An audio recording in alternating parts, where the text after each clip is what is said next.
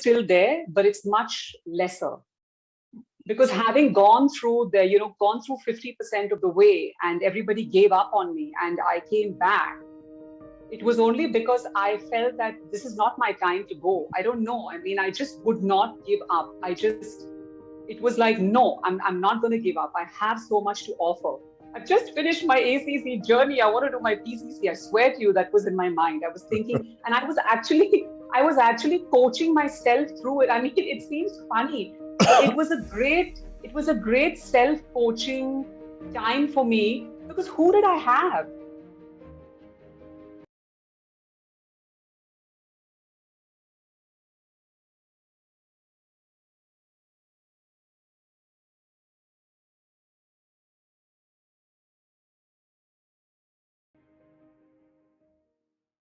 Thank you everyone for joining in. We have with us Avril today, and I'm personally really excited to have this conversation, to learn from you today, Avril, because for all of you who've seen the description that we shared on socials and website, Avril was earlier in the show business, and she made almost a 180-degree turn to a completely, I think, different life into coaching and healing. So really looking forward to learning from you on what that shift was, how did that happen, and like what led you to the place where you are today. For you all, Avril also is a certified coach. She's a best-selling author, and she's been featured in the Women Entrepreneur magazine as one of the top 10 female corporate trainers in India. So welcome to our webinar today, Avril, where Avril is going to have a conversation with Ram on her hero's journey. And I'm going to just invite Ram to take over from here, and we'll get started. Yeah, thanks, Kira. Hi, welcome, Avril. Thank you, Ram. I mean, normally for quite some time now, the kind of general conversation that we have had with in a sense, corporate leaders, as it were. And one of the things that Avril I met about, I don't know, maybe 4 months ago, Avril, 4, 5, 6 months ago, I don't know when, we had an alumni meeting of the Coacharya learners in Bangalore, and met her at that time. And I learned that she was a musician, and she is currently practicing the Buddhist practice with the group of Dalai Lama people, and she has her teachers and so on. Then I got to meet her a couple of times more, and each time there was a different facet of her. So Avril, I know that you kept asking me that I'm going to put you under any kind of stress. No, I'm not. So the whole conversation hopefully would be just about as relaxing as it can be, and probably at the same time creating certainly learning for me and learning for other people, and probably some awareness in you as well. If that happens, that would be fantastic. That would have achieved the objective of the session. So one of the things, Avril, really, the other day when we met at the club and we had lunch together with Smita, and you had been incommunicado for a while, and you said that was because you fell off a horse and you'd hurt your back, and then you talked about a little bit about how you went through a pretty bad phase of COVID, where I think there was a bit of a situation where it was touch and go kind of a stuff. So what impressed me was that in spite of all that, if you hadn't shared any of it in some way, very matter-of-factly, there was a total amount of joie de vivre, as it were, within you. And I would have never guessed that any of those things had happened, because people tend to talk a lot about it. They are looking for attention as a result of it, and so on and so forth. So what impressed me was that aspect of the resilience that you showed in multiple ways. So just wanted to understand a bit, what was it that sort of helps you being energetic and resilient to start out this conversation? Thank you so much, Ram, for that question. And before that, I just want to say hello to everybody who's joined. Thank you so much for joining us. And like Ram said, I hope to have a few awarenesses, because talking to Ram is always a joy, and he always makes me evolve a little bit more. So to answer your question, Ram, yes, I decided to take horse riding lessons. I love horses, I love animals. And I got up on the stallion called Tarzan. I had bonded with him. Everything was going great. And suddenly he bucked for some reason, and I fell hard. So there was a lot of pain. It was quite excruciating, actually. If anyone's fallen off a horse, they'll attest to that. And the first thing that welled up in me is, have I broken a bone? Will I be able to walk? Because it was really painful, because I fell hard on the side of my, like on the lower part of my lumbar region and on the left hand side. So as soon as I got up, I just bent and I stretched and I found that, okay, everything is good. And then I just put out an intention and I said, I'm absolutely fine. And I command my body to be fine. And then I noticed that as soon as I said that, I was releasing a little bit of the fear, but there was still fear. So the trainer told me, take 10 minutes break and get back on the horse. And I was thinking, are you serious? And he's like, no, you got to get back on the horse. So I mounted the horse again and I rode again. And I noticed that actually it was very comforting for me. And you're right, Ram, in a way, I've had to look at resilience as one of my strongest strengths. That's like a double positive, I guess, as one of my main strengths, because I've always been alone in my life. I've never really had support from anyone, whether it was in show business, whether when I decided to become a coach, a therapist, an energy therapist. No one ever believed in me and no one supported me. So I've always had to have my own back. And so even this COVID incident, right? So you take the vaccine and you're fine for 6 months. And then suddenly I'm sitting reading a book one day and I feel my heart stopping, like literally like stopping and starting again.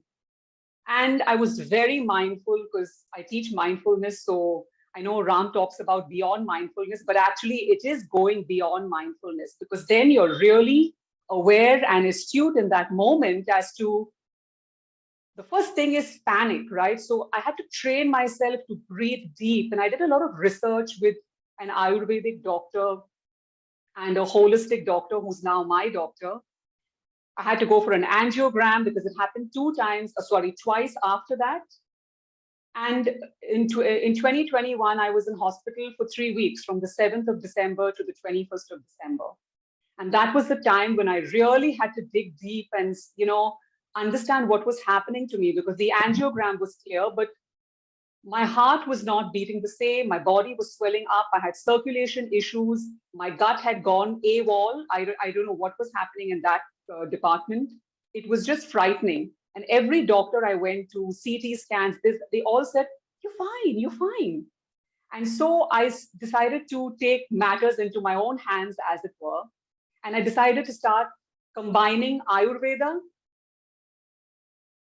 really understanding what is my energy like and beginning to really architect my own energy. And then I began going to a HRT specialist, a hormone replacement therapist. And they gave me a lot of hormones to take. I'm still on hormones. But through all this, Ram, I found a joy for life, because I realized that I don't know when is my last day. And if I don't have fun, if I don't really live out, and there's no need to talk about it, there's no need to complain, there's no need to tell people anything, because it doesn't matter really. It really doesn't matter to other people. What matters is how you interact with them. How much joy are you bringing them? What value do they see when they connect with you? Nobody wants to be with like a sobby person and always nagging and crying. So that's the reason why I just decided to completely change my outlook. And I think if I didn't go through, the main thing the vaccine reaction, because I got a reaction to the vaccine. It was not the COVID, it was the vaccine. So if I didn't have that, I think I wouldn't have evolved as much as I have over the last 1 year. Okay. But you also said that you weren't always like that somewhere. I mean, at least there was an undertone that I gathered. So what, if anything, that caused this shift? Of course, now in this particular thing that you went into pretty much a deep exploration of who you are and stuff like that when you went through this exercise.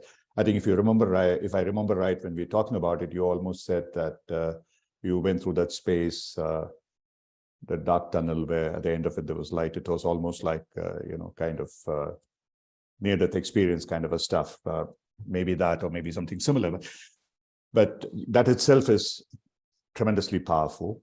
But over and above that, before that, was it something that prepared you for any of this for you to face any of this in the kind of equanimity with which you faced it? I think it was my studying with His Holiness and my gurus on the path of Dharma, Buddhism, where they taught us to be aware of death from day one. And the teachings of the Buddha, one of the verses says, this life is as, impermanent as a water bubble, as a candle flame. And I think, they were drilling, every guru has drilled this into me for the last 12 years. And then I saw the value of it. I've read different books from Mingyu Rinpoche to His Holiness. And the concept of awareness, to be, to go beyond that statement of being mindful, to really go beyond that into it. What does it mean to actually be present with whatever you're going through without any aversion or attachment? And understanding that death is a transition. And so, like I was talking to you the other day, Ram, I said, of course, I'm afraid of the process of dying. I'm not infallible in that way. But I'm not scared of death. So even in the hospital, I was wondering, like, how will I die? Because just to give you a little bit of context, if you don't mind, my father died of cancer 11 years ago. And he was in the final stages of cancer. And I helped him to transition. And he could, when he was going through that process, everyone was out of the room. And I really helped him transition without any attachment. He saw the light, he could see, he wanted to go, but he didn't want to leave my mother. And that attachment was holding him back. And so I really had to tell him, whisper in his ear and talk to him and sing a lot of devotional hymns to him to ease his mind and to make him understand that there was nothing left for him to do here.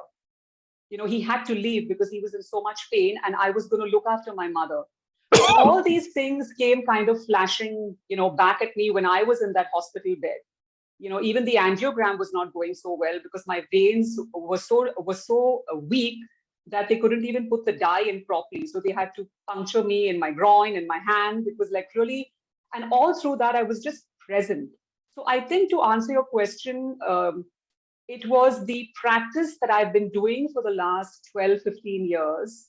I became a Buddhist formally 12 years ago, but I was practicing for 15 years that really prepared me to be, where I am today in every aspect of my life, especially when things get tough. Okay. So what I'm curious about is, on the one hand, you said that while you learned a lot about the impermanence of life, the anicca and so on of the Buddhist concepts, and you don't have the fear of death, but as you were very honest and authentic to share that you are afraid of the process of death or pain of death. But obviously, when you went through this experience, you must have gone through that as well. So having gone through it, now at the end of it, where are you? Is that fear still there, or you have to a greater extent overcome that? The fear is still there, but it's much lesser. Because having gone through 50% of the way and everybody gave up on me and I came back, it was only because I felt that this is not my time to go. I don't know. I mean, I just would not give up. It was like, no, I'm not going to give up. I have so much to offer. I've just finished my ACC journey. I want to do my PCC. I swear to you, that was in my mind. I was thinking, and I I was actually coaching myself through it. I mean, it seems funny, but it was a great self-coaching time for me because who did I have? My mother is 76. She was already riddled with fear. I didn't have anybody except my driver in the hospital because I did not tell anybody, not even my brother. I didn't inform anyone. So I literally only had myself to kind of. So it was a great self-coaching, that whole phase for me. And I was telling Priya, and Ramesh, I was telling them, after I came out of it, I shared it with them as a coaching experience. And I was telling them this was a great opportunity for me to coach myself. So I think that the fear is there, but it's much more negotiable. You know what I mean? It's like it's looser. It's kind of hard. The hardened shell is reduced, and it's kind of more fluid. Okay. So I what I was laughing at was that ICF would love to have you as an ambassador, but probably you're the first person who came back to life and said that I want to come back to life because I want to be a PCC coach. Yeah, they would have it emblazoned. And just for that, without going through any test they might give you. So you just have to write to them and say, hey, this is what happened or whatever. They would want you to write a blog or something on that. So that's fantastic too. And we should do the same thing in Coacharya. We should use you as an ambassador, someone who lost the fear of death because she wanted to become a PCC coach, yeah, or get the ACTP certification from us. But tell me, I just want to try a little bit of a somatic experience with you. Sure. And you are familiar with somewhat the process. We talked about it as well. So if you were to, for a moment, imagine that space that you were in and that you were going to experience that fear, and if you go to relive that for a brief moment, so long as it's not terribly uncomfortable, what is that you feel, experience within the body, and where do you experience it? So when I have relived this experience, even by talking about it to other people, I feel a closing in my chest, and I feel this very dark kind of cloud in my chest. But and believe me when I say this, but when I'm talking to you now, I'm not feeling that. I'm actually feeling quite expansive. I can feel my heart rate is still stable. There is a slight warmth in my solar plexus heart chakra area, but I'm not feeling that closeness or that uneasiness. It's just it's very open, and that's what I'm feeling now. Okay. So is it what, airy, or is it something else? Yes. Yeah. No, it's airy. You're right. It's airy. And does it have a color to it? Does it have a shape? The color that came to mind is like a dull gold. Yeah. It's like rays coming out of my body, like the rays of the sun, or like rays going in like narrow to broad. And this is in your heart area. In my heart area. So obviously what you're feeling now is nothing uncomfortable. You're feeling free, you're feeling airy. It's a beautiful gold, and it's in your heart area. And therefore, if you just carry this with you in future, is there a likelihood that the remembrance of this would enable you to face any negative feelings in future more easily? Oh, absolutely. Even before you said it, I was thinking I want to imprint this feeling every time I feel fear the next time. I want to imprint this right now. Okay. So if that is what you want to do, I request you just put your fingers together like this, the first two fingers together, and take a deep breath. Hold that breath, and in that space in the heart, visualize this beautiful golden airy feeling that's coming up for you.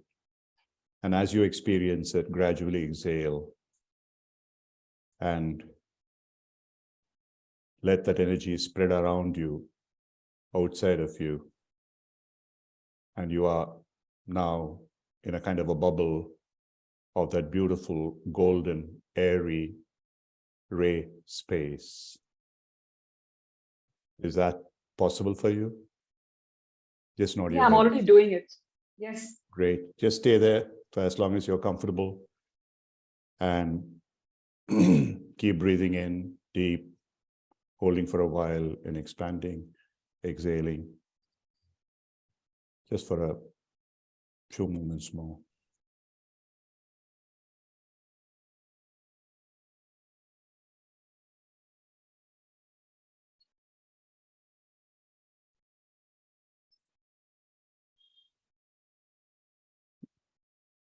Excellent. So anytime that you really want this experience to recur for you from a visceral memory perspective, just put your fingers together, do a deep breath practice, and you will be there. It's as simple as that. The somatic feeling would sort of happen. Thank you.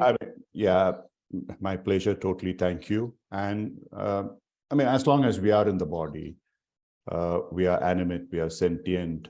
There's no gainsaying the fact that we will feel the pain, and we are not like the Ramana Maharishis of the world who said, this body itself is not me and mine, so how can the pain be mine? But I don't think any of us is in that space.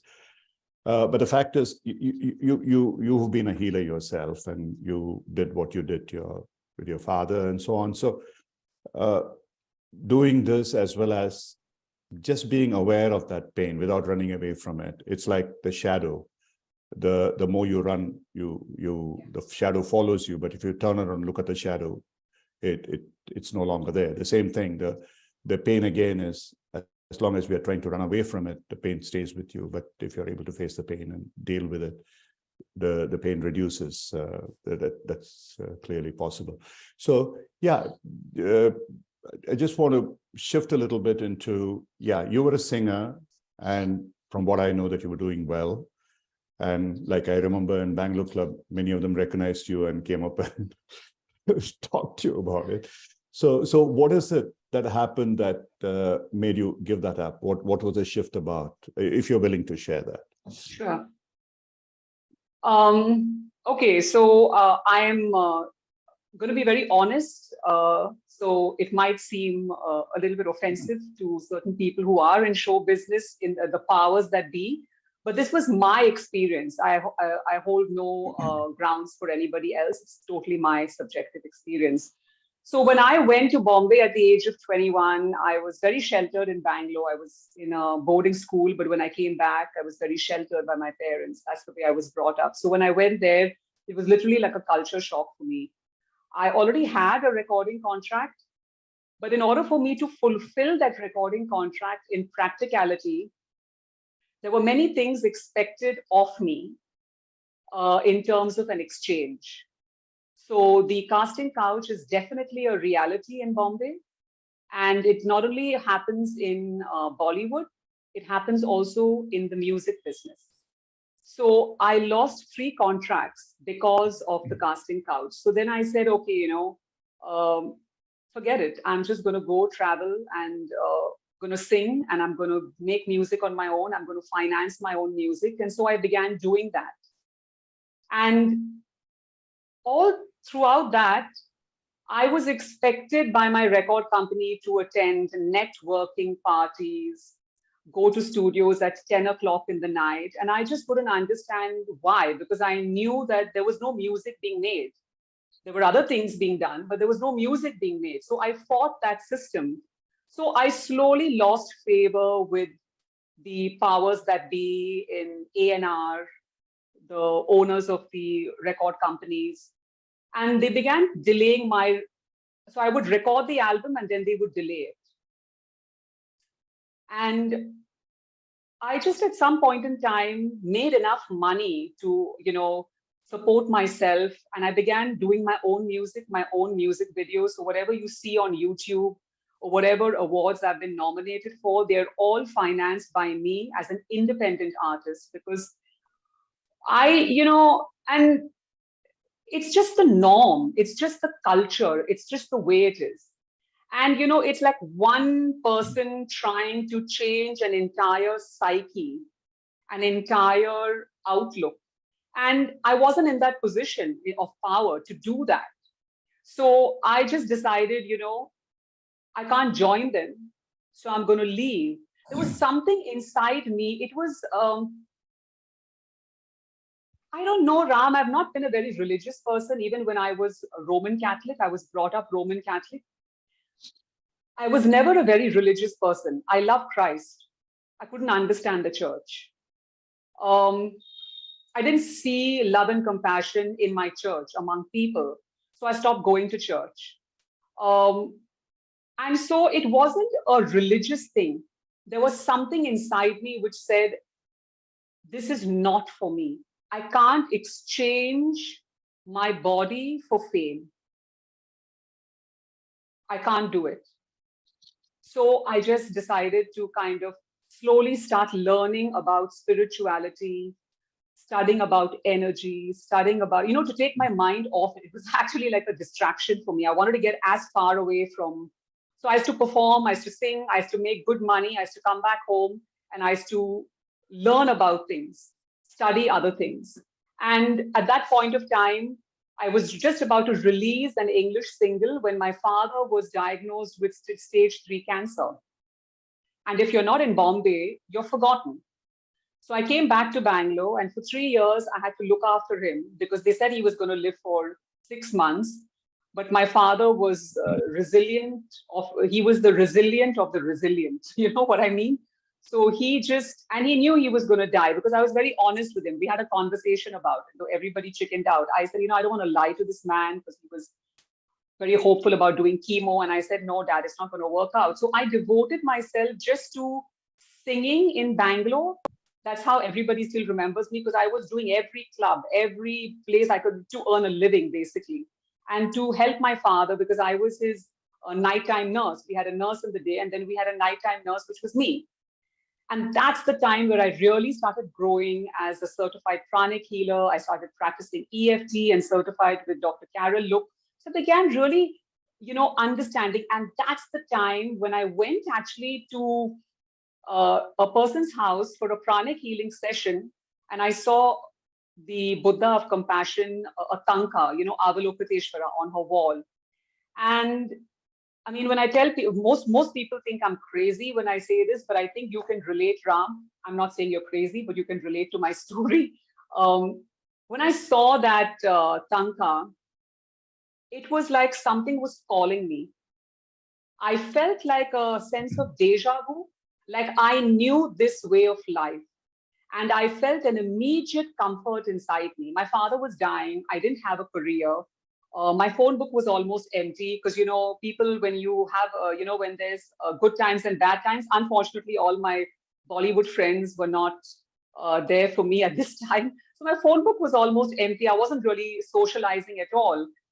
And this just provided me solace. I just took to it like a fish takes to water.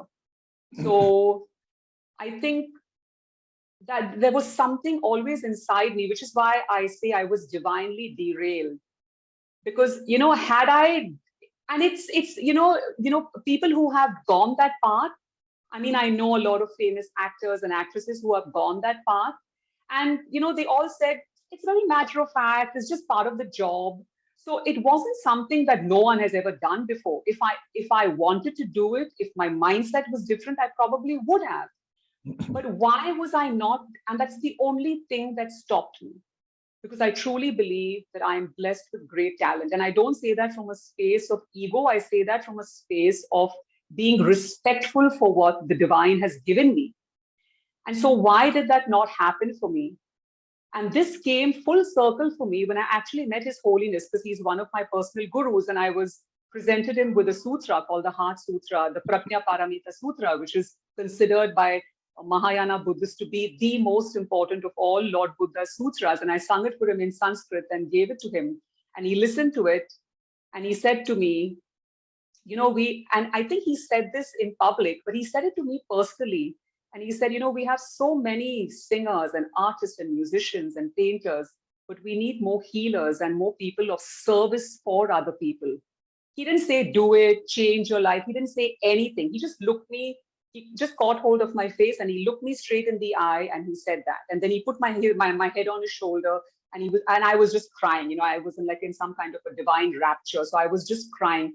I don't remember anything around me, but I remember these words.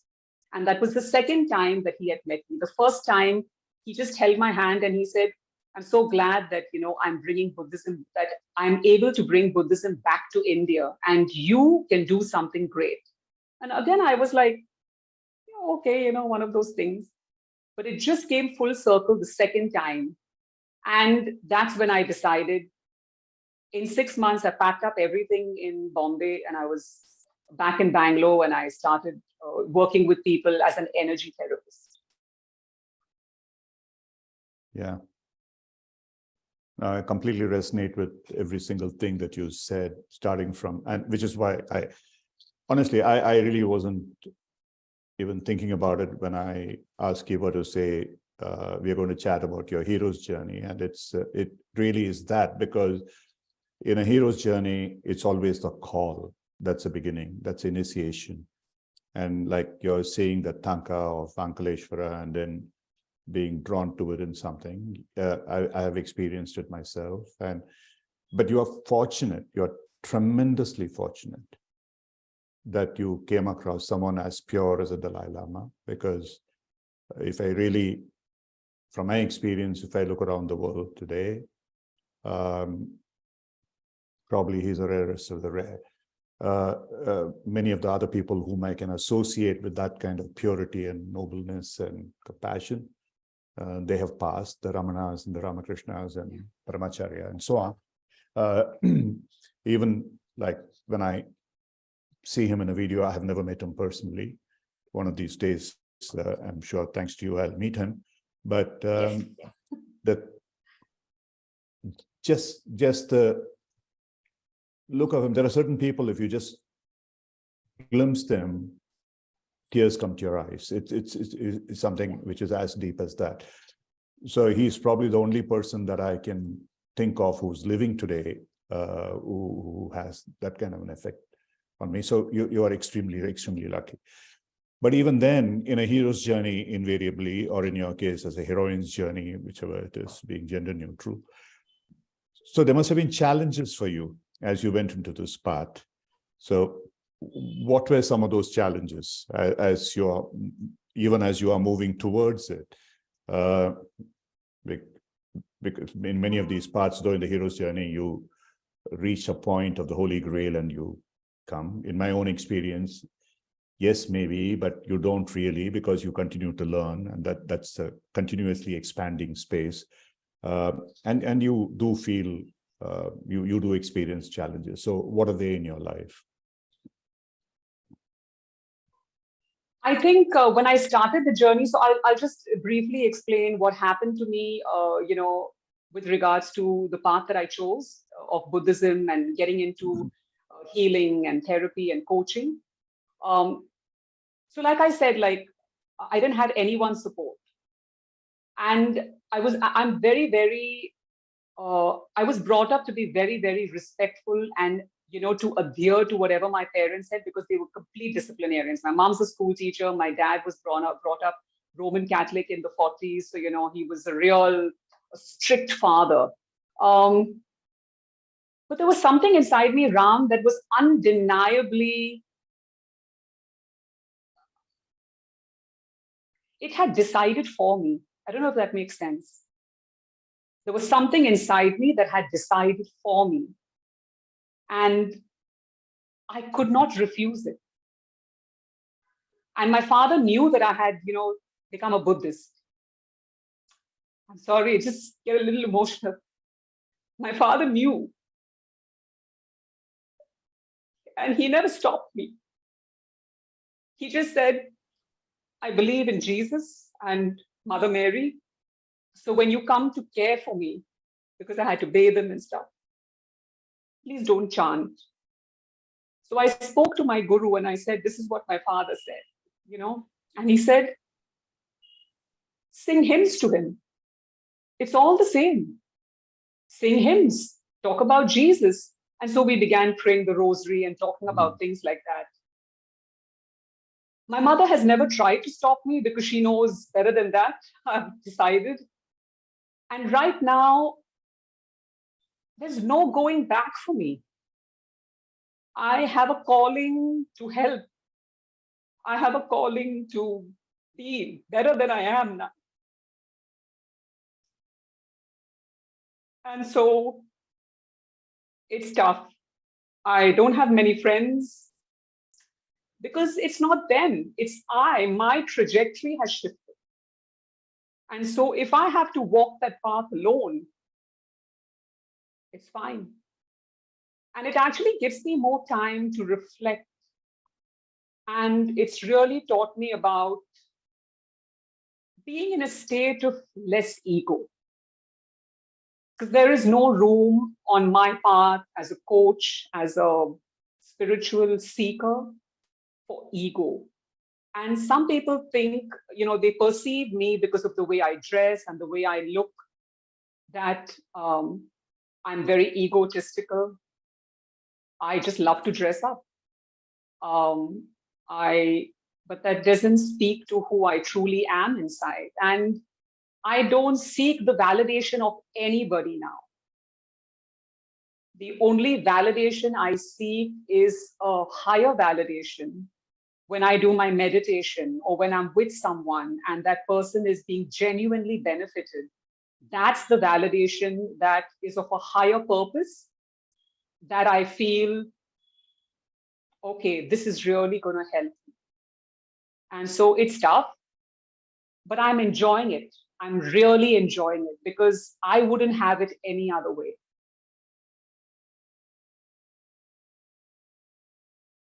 Yeah. It takes a truly evolved person like the teacher that who told you that talk about Jesus and sing hymns to him and stuff like that, because ultimately that's what it is about. It's only the fake, manipulative puppeteers who sort of set one religion against another. And even today, just the same way as I get goosebumps listening to an MS Subbulakshmi singing about some of the songs, it's exactly the same listening to Mahalia Jackson singing Just a Closer Walk with Thee, something like that. There's no difference in terms of the expression, the experience, whatever that you have at that point in time. So it's absolutely beautiful. So when you said, the one thing that strikes me, you used the word "I'm alone," but you didn't use the word "I'm lonely." And to me, that was very significant. So is there something behind that use of the word alone, and what does that mean to you? I'm alone in the sense that I don't have many friends. I don't seek company. I like being alone.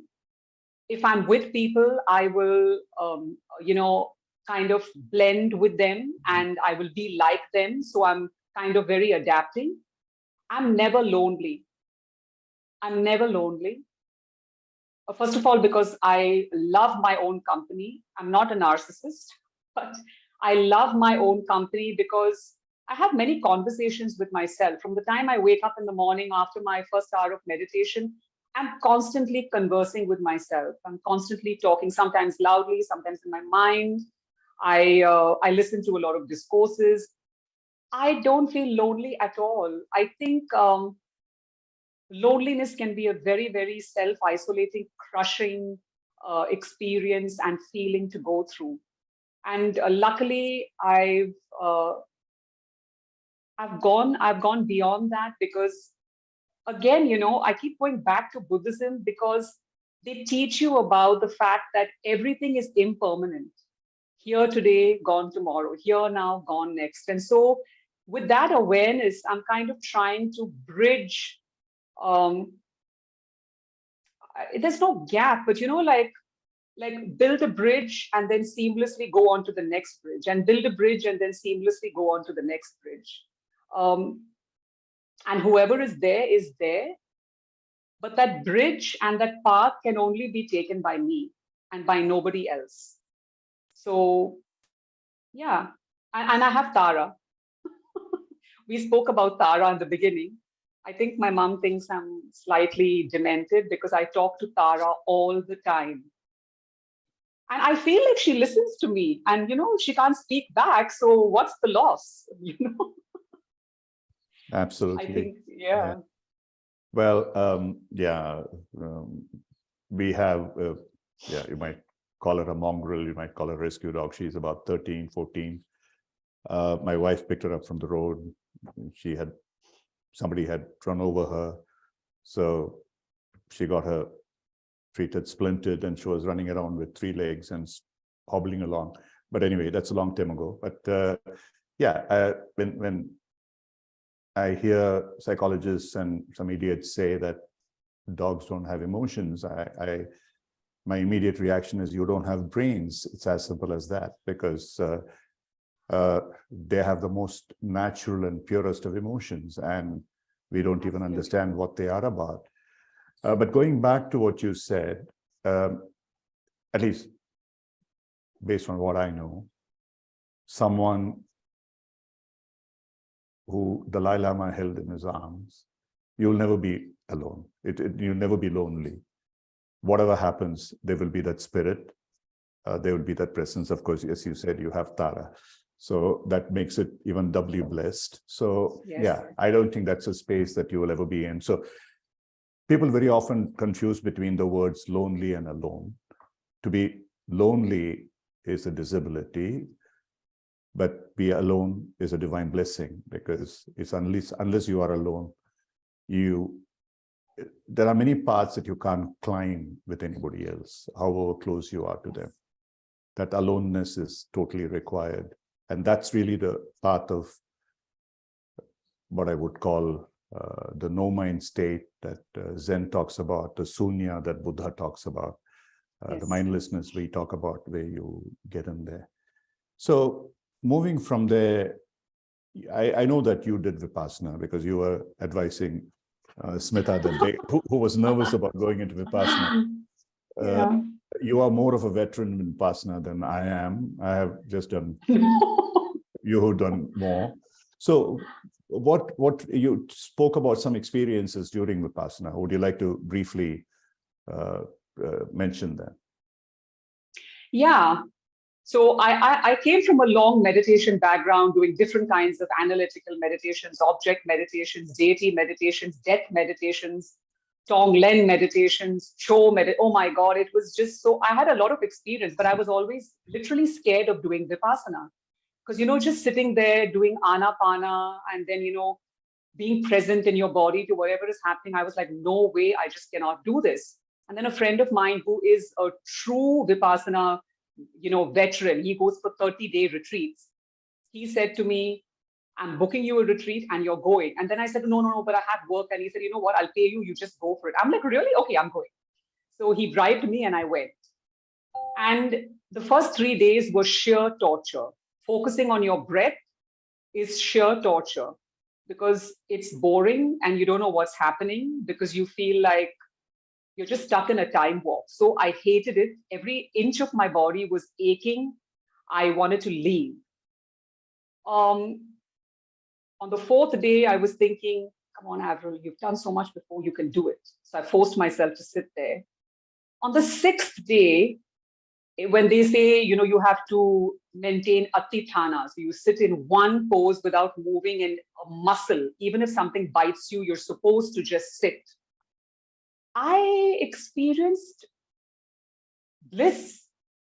For me, it was like I was present to the sensations, and I was just there. And it doesn't happen all the time. But today, this morning, when I did my Vipassana meditation, it happened. And I was thinking, after I came out of the meditation, I was thinking, I must tell Ram. Because today, the same thing happened where it was just, you have this kind of floating feeling where there's no concept of this 3D reality. There's no time and space.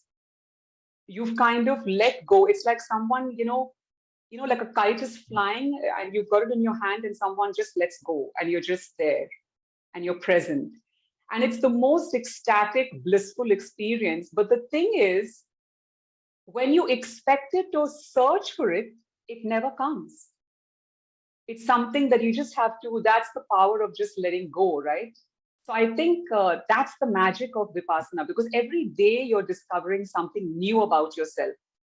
And most days, for me personally, most days are not great meditations, but that is still a meditation and it's an experience, because you've got to let go of it being a certain way, wanting something, because those are just preconceived notions and you're clinging to what is your expectation. And I just, even when I'm in a meditation and I'm thinking about everything under the sun, including when am I going to have my cup of filter coffee? I'm enjoying it. I'm just letting it go. I'm like a passenger on an Indian railway platform, and everything is just going by me, and I'm just there. So you should give Vipassana a try if anybody wants to. It's brilliant. Yeah, I totally second that. I mean, each one has a different experience. Like the first 3 days wasn't too difficult for me. Yeah, whatever. But for me, you said the 6th day, but actually for me, the 4th day was when they started the kriyas and made me sit for 1 hour in the morning, 1 hour in the evening on that fixed posture. So for the first, I mean, it was torture. I discovered parts of my body that never existed before. And me too. And as I was telling you, by the 6th day, I had pretty much given up. And then I went to this teacher, who was the only person you're allowed to speak. And he said, oh, if you want, you can sit in a chair. But he also added, that will be no different. You'll still feel the pain. I said, okay. The next day, I sat in a chair, and I was telling you this, that I saw a person who wasn't quite all there in terms of his ability to sit. So I gave up that seat and thinking, gone, I'm shot. But actually, the bell rings and the bell rings again. It was 1 hour later that I really came out of it, because and that evening, Goenka on the video, he said that some of you may have experienced this, and compassion is the most powerful emotion there is, and it cures pain. So that's absolutely true. And then on the 8th day, 9th day, like you said as well, the dissolution so Vipassana is amazing for anyone who really wants to understand themselves, find their true purpose in life, be able to discover that reality, that you are really energy in addition to being matter. It's one of the most powerful ways there are surely others, but it's an extremely powerful way of discovering that. So may I add something, Ram? Yeah, sure, of course. I think also, I'm sure there are lots of coaches on this webinar. I think it also, what happened to me with Vipassana was it built up a lot of my presence in the moment, a lot of awareness, and a lot of, non-judgment, and like Ram said, compassion. And these are like, and you're not like whining.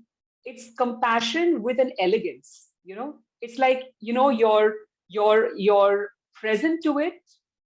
You're empathizing with it, as a coach, like but you're not in it. You're not kind of crying with the client. You're not, getting into it and going down a rabbit hole. So I think to develop some of the markers in coaching, I mean, it just came to me. I thought I'd just share. I think it's absolutely brilliant. No, I love talking. No, you're totally right. Yeah, I mean, I had the same problem because I didn't think, my wife said, there's no way that you are going to last 10 days in Vipassana. So how are you going to be able to do it without talking? So when I came out on the 11th day, and I did it in Singapore, and she was in Bangalore at that point in time. And she said, what the hell? I can't hear a word of what you're saying, because I mean, I said, I just got out of Vipassana. I said, so what? So I haven't spoken for 10 days. So it took me another 3 days before I found my voice, so to speak. So you're absolutely right. Which is why, I mean, very, very simply put, coaching is about not knowing. It's about the energy state, where it's not about a conversation or communication, it's about a communion. And so if you've done something like Vipassana, and I always recommend to people two things. One is do the Vipassana, and the other one is go to the Ramanashram and sit in the Samadhi in front of the Samadhi, and you will have the same kind of experience. In fact, she's not here now. She was in the previous session with us. Tracy Brown, she's one of our trainers. She's going for a Vipassana program in British Columbia. She again, like you, she hasn't had the fortune to meet His Holiness Dalai Lama, but she has been through Buddhist practices and so on. So yes. It's something amazing in terms of, so you spoke about coaching. Now that, so what led you to, you told me something about, somebody said something about Coacharya, but what is it that really impelled you to move into the coaching space? I like the word impelled. So I was doing energy therapy, and I was doing mindfulness programs with corporates called Mind Your Business, and with individual cohorts called Mind Your Mind. And then I had developed a program for women called Shakti, based on 12 parameters. And a friend of mine who knows Priya and Ramesh suggested to me that I get into coaching. And I was like, I see, ignorance, it can come at any age, right? So I was ignorant about coaching as in terms of the ICF coaching. You hear of Jack Canfield and Tony Robbins and this and that, but I never heard of the ICF. So I read up, I had a conversation with Priya. And again, it was not something that I really had to, think about. I said, because first of all, things happen to me at the spur of the moment. It's like it's divinely orchestrated, where, like I'm given like 2 hours to decide. I'm like, really? Okay, now what? So I was literally given like a week to decide about, a big investment, a big coaching undertaking, like a big project undertaking. And then I said, yes. And so here we are. I just finished my PCC. I was literally led to it. Like I say, I get divinely derailed at every area of my life. And I like it because I'm open to the experience. I love coaching. I can't tell you how much I've enjoyed my ACC and my PCC journey. I think my PCC mentor could be on this call, so I'll say nice things about him. No, he's fantastic. He's just fantastic. And it's made me a much better person, because I think it helps me to self-coach myself. And I think it's made me genuinely like people more, not for what I see, but for the essence that I see in them. That's what it's made me. It's made me understand that we are all the same. And you may be whoever you are, CXO or, a man on the street, but our essence is the same. And we need to have that compassion. And I think with coaching, it's not coming from a space of, oh, let me help you, because I know so much, and I'm a healer, and I'm a therapist, and I'm la la la la la. It's like, listen, you and me are the same. And that's what I like. Because I think it's like an even keel. And I get coached when I coach people, I'm getting coached by them simultaneously. And I go back and I'm thinking like, wow, that was really an eye opener. So I just love this space. And by the way, I want to be an MCC coach. Don't want to end at PCC, Ram. So I'll be looking for your support. Of course you will be, and we've already invited you to be, once you get your PCC, a trainer with us. So it'll happen. Thank you. You're in safe hands with Cindy. But far more importantly, like when we spoke as well, I said that two things happened. I went through a serious spiritual journey, and I found coaching to be far more spiritual than my journey with the fake guru, which makes me disbelieve in any gurus now. And the second is coaching is healing. I think it's nothing. Don't know the word describes it better than the fact that coaching is healing. It's self-coaching, self-healing. It is coaching other people. It's healing. And you are both in a spiritual path as well as in a healing path. And so someone like you, it's like fish in water. So I don't think there's any questions about it. So yeah, we are all together in this journey, continuously learning. So that's where we are. And thank you very much. Is there any question in, at all, Kiva? Yes. Yeah, anything Yes, for Avril to answer? Yeah, so there's a question, Avril, from Caroline. She's asking, I'm curious as to what you may have studied in the realm of energy therapies. Here in South Africa, although there are many of us who work with energy, the chakra system is maybe not as widely accepted as in India. Yeah. Ram, do you want to answer that, or do you want to take that? Yeah, I'll take that. Yeah, look, I mean, the chakra system, even in India, it's highly misunderstood.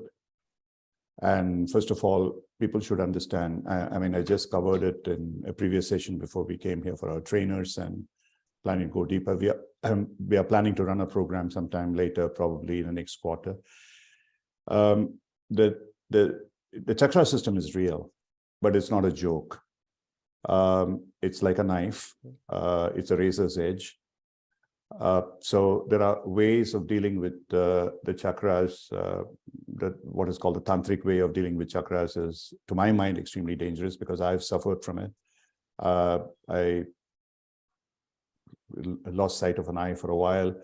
I could have lost my mind. All that things can happen. I'm not just trying to scare you, but there's a reality of the situation. There are lots of written evidences about it, documented evidences about it. But there are also other ways of the yogic way of going through chakras and using it. So there's a lot out there which are myths, but there is also a reality, because it is real that we have energy centers. It is real that we have certain virtual pathways through which the energy can be conducted, and they're safely doing that. So it's not really a question that I would be able to answer in a webinar. It's something, if you guys, whoever is interested, if you want to be familiar with it, we do plan to run fairly longish program, but again, in a very regulated way, so that it is more on application oriented basis. So that's the best I can say at this point in time. Yeah. There's one more question that's from Vinita. Sure. How are you imparting Buddhism as an experience in your coaching sessions? So I think my number one, thank you, Vinita, for your question. I think the number one thing is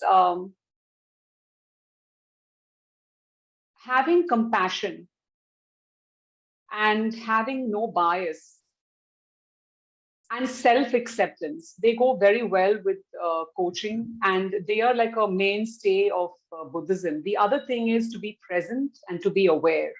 So I do, go through certain centering and grounding practices with certain people if they are open to it, because it's always a check-in with whether they're open to it.